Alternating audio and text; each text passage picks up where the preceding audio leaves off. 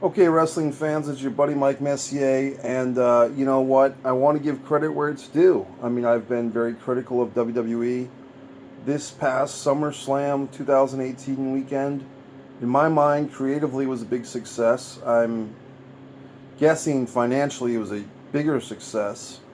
But I think that, by now, if you're watching this video, you've either listened to Generating Heat with JG and myself discussing the entire weekend, and our conversation went into many great avenues and sub conversations. A point that I made to JG was that I think these 4 day residencies in Barclays Center are really working well.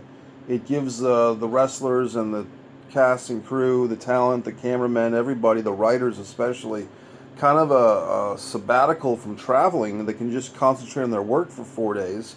And if in key cities like New York, Las Vegas, um, Los Angeles, and maybe Chicago, where you can pull off a 4 day weekend or a 4 day wrestle fun between your Saturday, Sunday, Monday, Tuesday, then why not do it as much as you can? And of course, they already are doing that, but I guess what I was suggesting was maybe implementing that even more. And so JG and I had a nice back and forth, a kind of a debate about that in a friendly manner.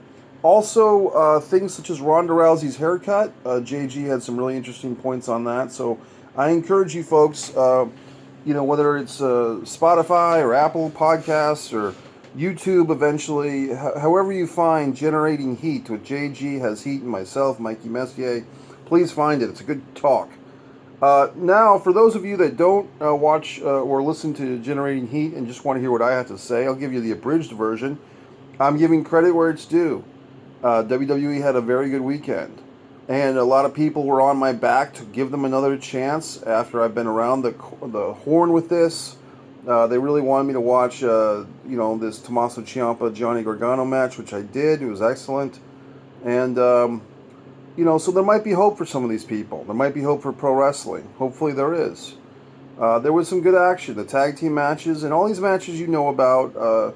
This woman champion, new champion at NXT, gorgeous, beautiful flying elbow she delivers.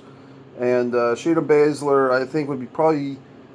They're leading her to Ronda. I mean, that's kind of evident.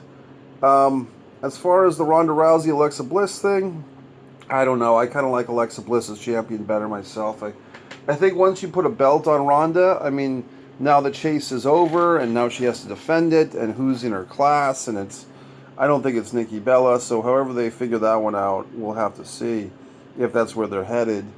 Trish Stratus coming back to a face Alexa, okay, but wouldn't it be a little better if they had done some type of, Trish is in the audience, or Trish is doing interviews with people, and Alexa happens to be the person she's interviewing, and just something. I mean, instead of just announcing the match, I mean, that's one thing they did with Randy Orton and Brock Lesnar a few years ago. They announced the match first, and then they kind of put a storyline to match it.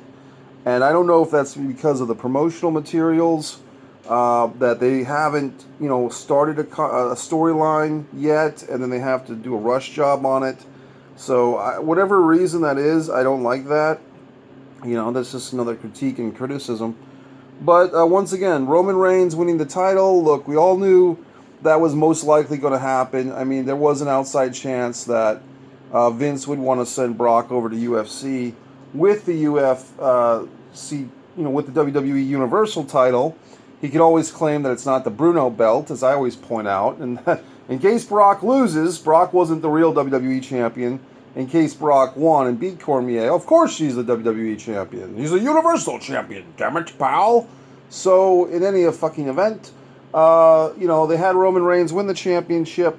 The Braun Strowman decoy routine was pretty good. I mean, I think they did the best they could. Look, if they're so determined to have Roman Reigns as champion and so determined to do that, then I guess they're doing the best they can. And if they, on Monday night, as you know by now, spoiler alerts, if they felt the need to turn both Dean and Seth in one fell swoop to the dark side and have them be henchmen, have them both be henchmen for Roman, that's okay. I mean, Seth still has his belt. I think if there is a loser in this, it's the potential for Dean Ambrose to finally get out of that Shield shadow, so to speak. It's a shadow he enjoys being in. But at one point, folks, I mean, when the Shield first came in, Ambrose was really supposed to be the guy, so to speak. Not the dude, not the man, but the guy. And he just really hasn't had that opportunity, or if he had it with the Bruno belt once himself, he squandered it. He didn't do well with it.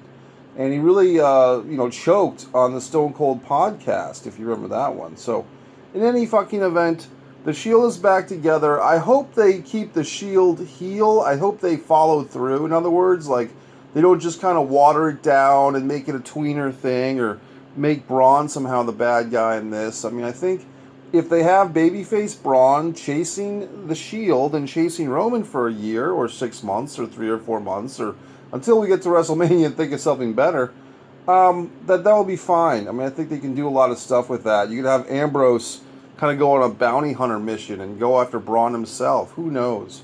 In any fucking event, Mike Messier giving the WWE their credit, thumbs up. Even Xavier Wood and fucking the other guy, winning the tag team title, and giving respect.